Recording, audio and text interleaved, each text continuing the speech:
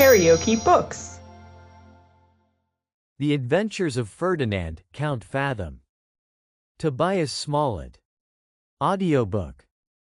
Chapter 19. He puts himself under the guidance of his associate, and stumbles upon the French camp, where he finishes his military career. Nothing else of moment was transacted during that campaign, and in the winter our adventurer, with the young count, and his friend the Tyrolees, were disposed in quarters of cantonment, where Ferdinand made himself amends for the chagrin he had undergone, by the exercise of those talents in which he excelled. Not that he was satisfied with the sphere of life in which he acted. Though he knew himself consummate in the art of play, he was not at all ambitious of a gamester's name, nor did he find himself disposed to hazard those discoveries and explanations to which heroes of that class are sometimes necessarily exposed. His aim was to dwell among the tents of civil life, undisturbed by quarrels and the din of war, and render mankind subservient to his interest, not by stratagems which irritate, but by that suppleness of insinuation, which could not fail to soothe the temper of those on whom he meant to prey. He saw that all his expectations of Count Melville's future favor were connected with his choice of a military life, and that his promotion in the service would, in a great measure, depend upon his personal behavior in such emergencies as he did not at all wish to encounter. On the other hand, he confided so much in his own dexterity and address, that he never doubted of being able to rear a splendid fortune for himself, provided he could once obtain a fixed and firm foundation. He had in fancy often enjoyed a prospect of England, not only as his native country, to which, like a true citizen, he longed to be united, but also as the land of promise, flowing with milk and honey, and abounding with subjects on which he knew his talents would be properly exercised. These reflections never occurred, without leaving a strong impression upon the mind of our adventurer, which influenced his deliberations in such a manner, as at length amounted to a perfect resolution of withdrawing himself privately from a service that teemed with disagreeable events, and of transporting himself into the country of his ancestors, which he considered as the Canaan of all able adventurers. But, previous to his appearance on that stage, he was desirous of visiting the metropolis of France, in which he hoped to improve himself in the knowledge of men and things, and acquire such intelligence as would qualify him to act a more important part upon the British scene.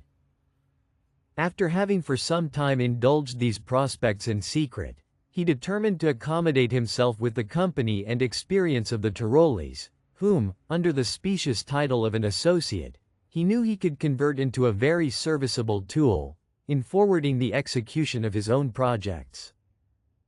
Accordingly, the inclination of this confederate was sounded by distant hints, and being found apt, our hero made him privy to his design of decamping without beat of drum, though, at the same time, he begged his advice touching the method of their departure, that he might retire with as much delicacy as the nature of such a step would permit. Divers consultations were held upon this subject, before they adhered to the resolution of making their escape from the army, after it should have taken the field in the spring, because, in that case, they would have frequent opportunities of going abroad on foraging parties, and, during one of these excursions, might retire in such a manner as to persuade their companions that they had fallen into the enemy's hands.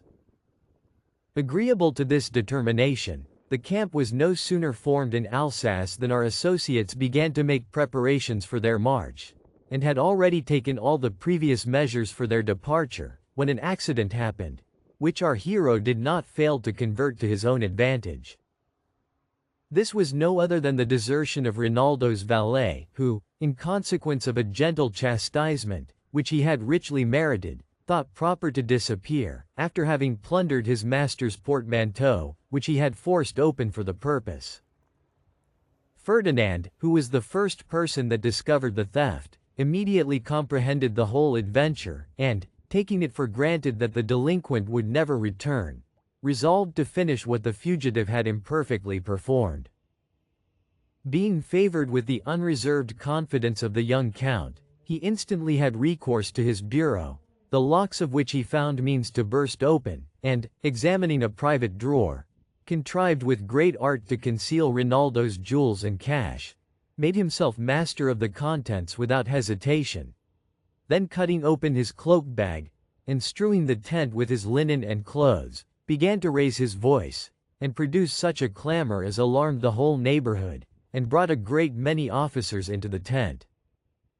He on this, as on all other occasions, performed his cue to a miracle, expressing confusion and concern so naturally in his gestures and exclamation, that no man could possibly suspect his sincerity. Nay, to such a degree of finesse did his cunning amount, that when his friend and patron entered, in consequence of an intimation he soon received of his loss, our adventurer exhibited undoubted signs of distraction and delirium, and, springing upon Rinaldo with all the frantic fury of a bedlamite, "Villain," cried he, "restore the effects you have stole from your master, or you shall be immediately committed to the care of the Brevet." However mortified M. de Melville might be at his own misfortune, the condition of his friend seemed to touch him more nearly. He undervalued his own loss as a trifle that could be easily repaired, said everything which he thought would tend to soothe and compose the agitation of Ferdinand, and finally prevailed upon him to retire to rest. The calamity was wholly attributed to the deserter, and Rinaldo, far from suspecting the true author, took occasion, from his behavior on this emergency, to admire him as a mirror of integrity and attachment.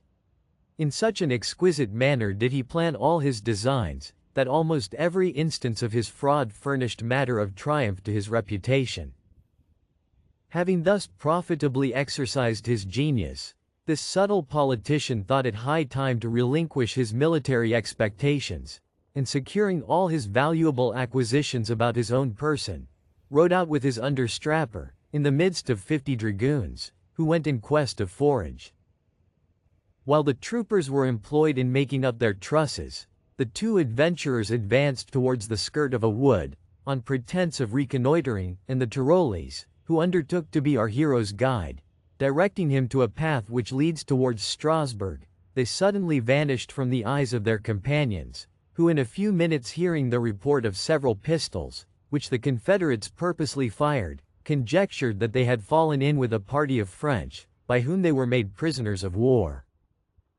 The Tyrolees had overrated his own knowledge when he took upon himself the charge of conducting our hero, for upon their arrival at a certain place, where two roads crossed each other, he chanced to follow that which not only frustrated their intention, but even led them directly to the French camp, so that, in the twilight, they fell in upon one of the outguards before they were aware of their mistake.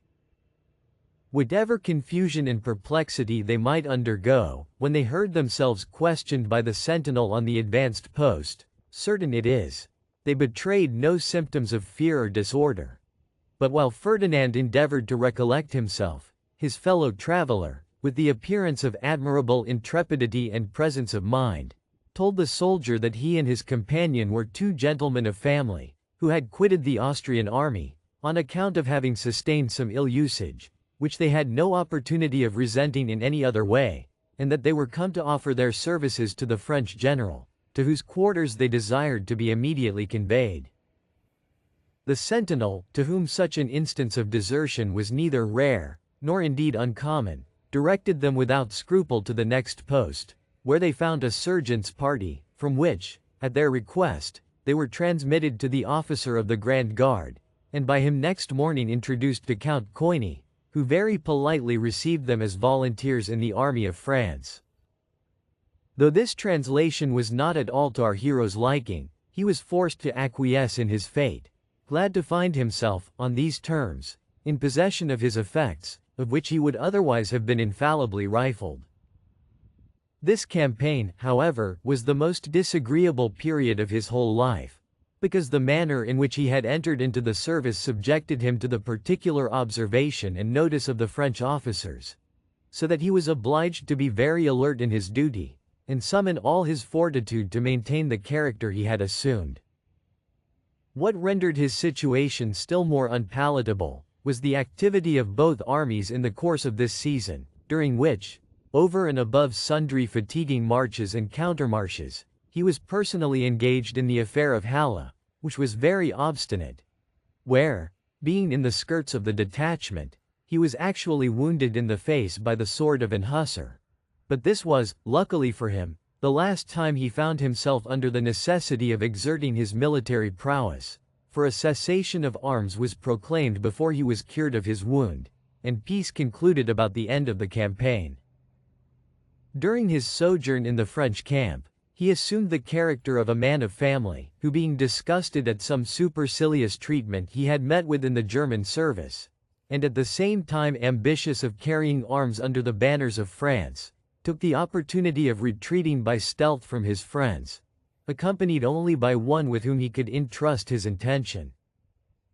In this capacity he had managed his matters to such advantage, that many French officers of rank were very well disposed to contribute their interest in his behalf, had his inclination verged towards promotion in the army.